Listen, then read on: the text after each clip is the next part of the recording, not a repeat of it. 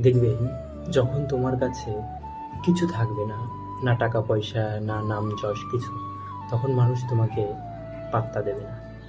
আর যখন তোমার কাছে অনেক টাকা আসবে, অনেক নাম যশ খ্যাতি থাকবে, তখন মানুষ তোমার পিছু ছাড়বে না। এবং যারা অচেনা মানুষ, যারা কখনো তোমার সাথে কথা বলেনি, তারাও একদিন তোমার কাছে এসে তোমার সাথে যেচে কথা বলবে। এটাই এই সমাজের নিয়ম। তাই বন্ধু, নিজেকে তৈরি করো, এখনো সময় আছে। যে কাজটি তোমার ভালো লাগে সে কাজটিকে ধৈর্য ধরে ভালোবাসা দিয়ে প্রতিনিয়ত করে যাও।